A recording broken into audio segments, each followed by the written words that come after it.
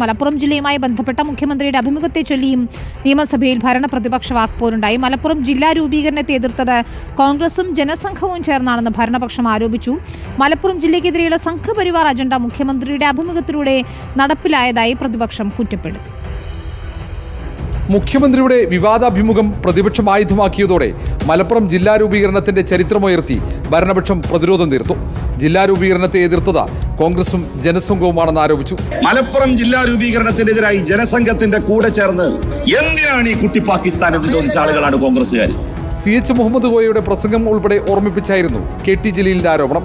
പ്രതിപക്ഷം ബഹളം വെച്ചതോടെ ജലീലിന്റെ പ്രസംഗം പലവട്ടം തടസ്സപ്പെട്ടു. ജലീലിന്റെ പരാമർശം പരിശോധിക്കുമെന്ന സ്പീക്കറുടെ ഉറപ്പിലാണ് പ്രതിഷേധം അവസാനിച്ചത്. ഇനി എന്തിനൊരു പാകിസ്ഥാൻ എന്ന് ചോദിച്ചവരല്ലേ കോൺഗ്രസുകാർ. മലപ്പുറം ജില്ലാ രൂപീകരണത്തിനെതിരെ മറുപടി പറഞ്ഞു. അവിടെ മറുപടി പ്രതിപക്ഷ നേതാവില്ലേ? പ്രതിപക്ഷ നേതാവ് പറയട്ടെ. പരിശോധിക്കാം. അവിടെ ഇരിക്ക്.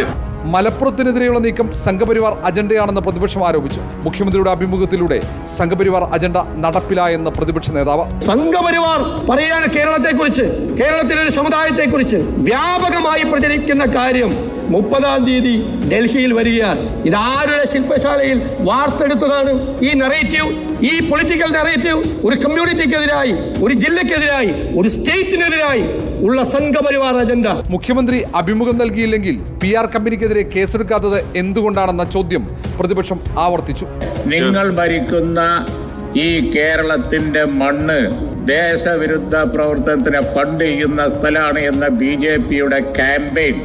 അങ്ങനെയുള്ള ഒരു വിഷയം മുഖ്യമന്ത്രിയുടെ പേരിൽ വന്നവരെ നിങ്ങൾ എന്തുകൊണ്ട് ശിക്ഷിക്കുന്നില്ല? അവരെ നിങ്ങൾക്ക് എന്തുകൊണ്ട് നടപടിയെടുക്കുന്നില്ല?